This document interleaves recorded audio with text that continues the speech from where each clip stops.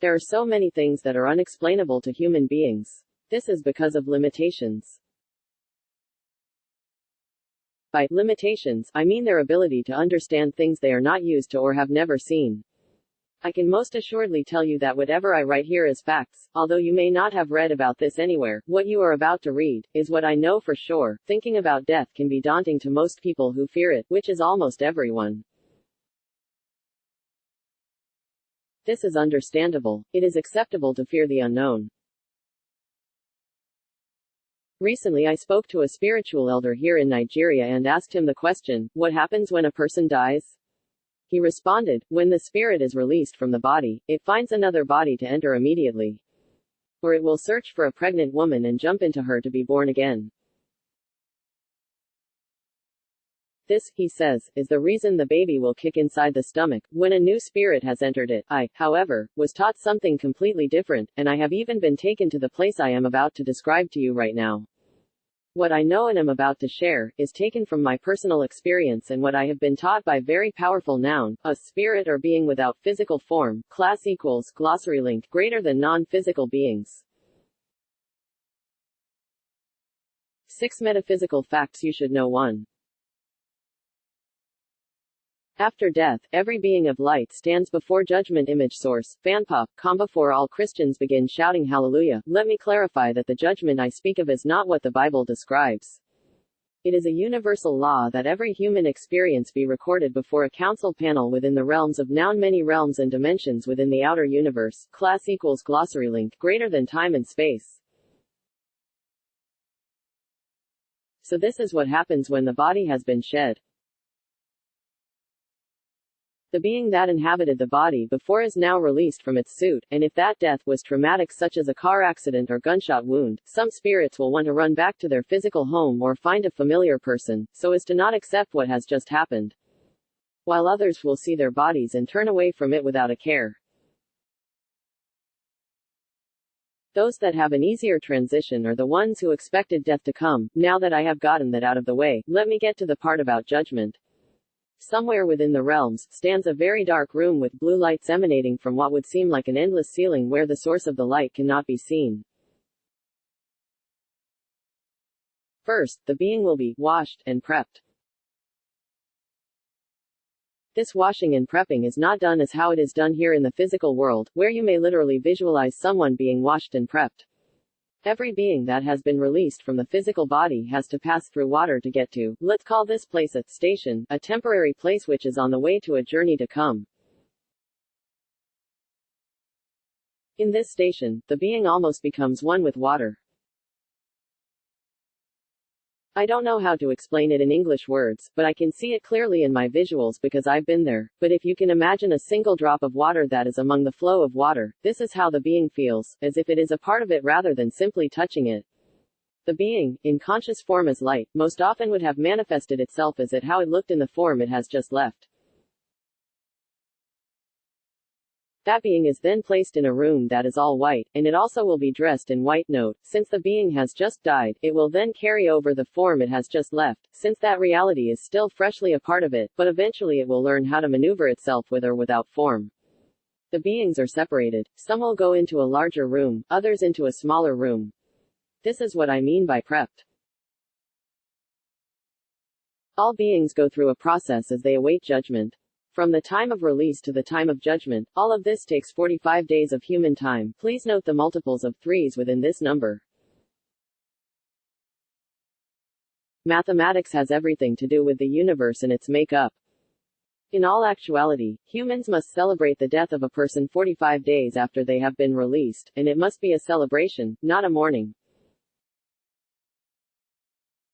When judgment arrives, they are then taken into a room along with their spirit noun, non-physical beings who assist each human being on their journey to Earth from birth to death transition, class equals, glossary link, greater than guides, all of whom it now has the ability to see. The being will now stand before a crescent-shaped table made of steel or some sort of material that resembles steel. At this table sits hooded beings. Note, in some realities, the beings are hooded, and in other realities they are not. But in all realities, their faces are not shown. Behind these beings, is what seems like a projection, a screen with no corners or borders. All conversations are telepathic. The life of the being that stands before noun, spiritual elders within the realms of time and space or universe. Comparable to Earth's Congress or House of Representatives. These beings monitor life on Earth and actions of humans and other beings. Class equals glossary link greater than the council, now begins to play on that screen, from birth up until the time of release. When the, let's call it a, movie, gets to age 3, and the child maybe falls over a chair or touches a hot stove, the projection is paused. Because who will be questioned first is their head guide. This head guide must answer the question, why didn't you tell the child not to touch the hot stove?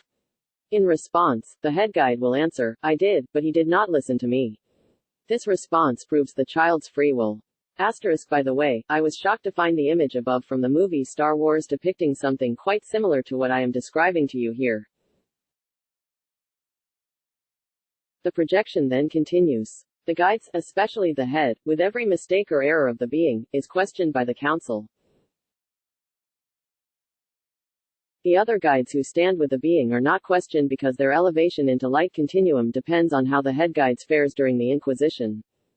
While the head guide is being questioned, then the council will ask the being, why didn't you listen? To this he must respond in kind. All of this questioning has to do with if the being is allowed to join his soul family, return to Earth, elevate to join the council, or to be ranked elsewhere. This is all decided on whether or not this being has completed his mission. Success. No hell, as in fire and fury, awaits this being. The only hell, in this case, is if that being has to return, yet again, to Earth to live the same life all over again. 2. All beings wear suits. Image source, Daily Expressway are a part of the beings labeled as humans. Of course, there are other beings that reside in other worlds, in realms that we are not privy to see and know. There have been many stories of sightings, people seeing what they call extraterrestrial or alien beings. The descriptions of some of them are that they look like reptilians, or they have gray-colored skin, some look like fish, while others have elongated or oddly shaped heads or even extra limbs. But in truth, all beings wear a suit, including human beings, in order to have the ability to visit a planet. Just as how an extraterrestrial visits the Earth, you must know that we, too, are also only visitors to the Earth as well. And this human body, or suit, is what is needed so that we are able to exist in Earth's environment. For example, imagine the moon's inhabitants having the mindset of human beings. Then what do you suppose their description of human beings would be? Imagine the astronauts and the suits that they must wear in order to visit the moon. The moon's inhabitants will then tell tales of alien beings from Earth who have large heads with another head inside that head, white bodies, and the ability to float. They would describe our earthly vehicle as a strangely shaped craft, just as how we, humans, describe aliens and their spacecrafts. This is not what they truly look like, but in order to sustain our environment, they must dress accordingly. What is funny is that the suits they wear, that most of us call ugly, is actually their perception of a human being. Lol. Free time is the cause of death. Image source, Junin, comb. There is no such thing as time. Not within our universe or any other dimension. I have written before that we are all living simultaneous lives, in different places, and time periods. In other words, I am Obara Meji here writing this post. But in another reality, I am a nurse, perhaps, or a lawyer elsewhere. These are not past lives. They are all happening at the same time. Monday does not exist, neither does Tuesday, and tomorrow is promised to no one. Have you yet seen tomorrow? The concept of tomorrow continues to lengthen out. It has no beginning nor end. It is the human being who has grasped and accepted the reality of time, and this acceptance allows him to age, which inevitably leads to death. If human beings could change their minds, not believing in or accepting the idea of time, no one would die. Life would simply continue. If we aged at all, it would be achingly slowly. This all means that there is no such thing as time travel. We do this all the time through our minds, except it is not time we travel through, it is realities. Remind me to write more in depth about this one day. It is a deep topic and one that is very important to understand. 4 human beings were first aquatic beings. Earth life, and other forms of life, are all about one thing, evolution. Despite what science has told us, human beings did not evolve from monkeys. Instead, humans were first aquatic beings. Our hands, fingers, feet and toes are reminiscent of what the Earth's main form of inhabitants once were. The reason we were once aquatic beings is because naturally, the Earth is an aquatic planet, being made up of mostly water, more than what we know, and in order to inhabit it, like fish, we needed a suit to allow us to do so.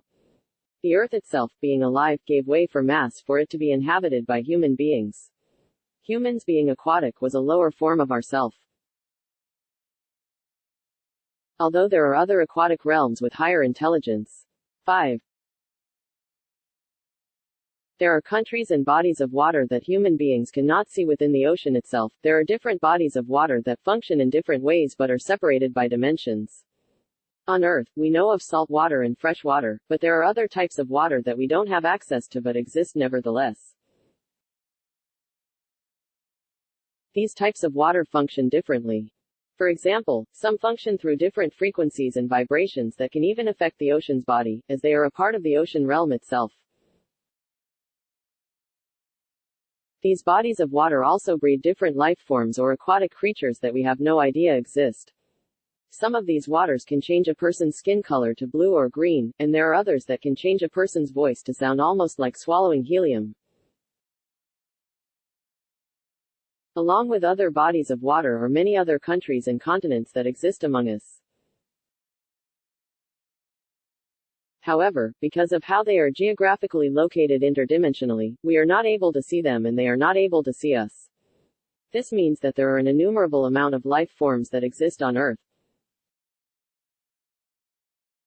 However, there is something known as an interdimensional jump, and this can affect us depending on the frequency or vibration that we operate under, which can allow us to enter these spaces that are a part of Earth but are unknown to us. 6. Aquarians are destined for riches, but only before age 40. Image source, Age of Aquarius podcast. This information was given to me by my non-physical beings, and information like this was given to me for all signs of the zodiac, all of which I have never revealed. Aquarians are symbolized by the water bearer and they are an air sign. This